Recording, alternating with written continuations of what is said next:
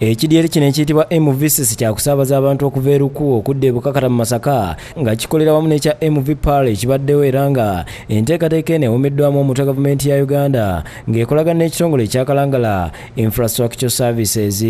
Abakulembeze mu bizinga basabye bannakalangala okweyambisa entambula eno okukulaakulanya ekitundu kyabwe. Ekidyeri kino kisoose kulambuza abakulembeze b'e Kalangala era ne bannyonnyola engeri gye kigenda okukolamu n'oluvannyuma boogeddeko eri abasise n'abasaabaze abagenda okukyeyambisa ku mwalo gw'e Bukakata.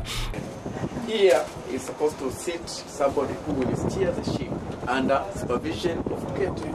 Omubaka wa Pulezidenti e Kalangala Caleb Tukayikiriza ategeezza nti guno mukisa gwa maanyi nnyo eri bannakalangala n'abasaba okugweyambisa okwenyigira mu mirimu gy'enkulaakulana kuba kati tebakyalina kyekwasa okuva eby'entambula ebirongooseddwa. And I'm very positive, I'm optimistic the same services will be delivered where necessary.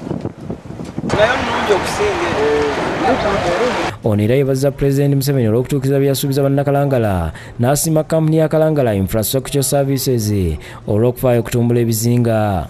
Wabula ono abawanjagidde okufuna kaabuyonjo ez'amangu ku kidyeri kino okusobola okutumbula ebyobulamu n'obuweereza. Akulira abakozi mu disitulikiti y'e Kalangala Shaba Alan Ganafa agambye nti ekidyeri kino kyakuyamba ku ntambula ebadde enzibu kyokka n'asaba abatuuze bakyeyambise n'okusitula embeera zaabwe. Kukozesa services kuva mu bwavu tuzikozese bulungi na famire zaffe zikoleki zikulaakulane. Amyuka omubaka wa Pulezidenti e Kalangala Teopista Lwesenkuugo ategeeza nti ekidyeri ekyokubiri abasisi babadde bakirindiridde n'amaddu mangi kyokka n'abasaba ejjemu endowooza y'okukiwanga ekya gavumenti. Enteekateeka y'endowooza n'enkola n'enjogera n'enkozesa ya fasiliti eno eteekwa okubeera changed. Akulira kampuni ya Kalangala Infrastructure Services John Apiro annyonnyodde nti zino zimu ku nteekateeka ze bakkaanyaako ne gavumenti okutumbula Kalangala.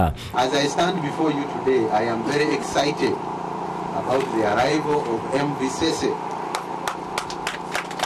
Bo bannakalangala n'abasaabaze abeeyambisa ekidyeri basiimye ekidyeri kino. Bayozaayoza bonna kyangu kati okugamba omuntu nti afiiriddwa e Kalangala katujje tuziike kyangu okuga nti kaŋŋende mpummulireko e Kalangala okusinga bwe kyali emabega. Jacinta Bwanika yakusakidde gwe nkulu wa Bukedde TV 1.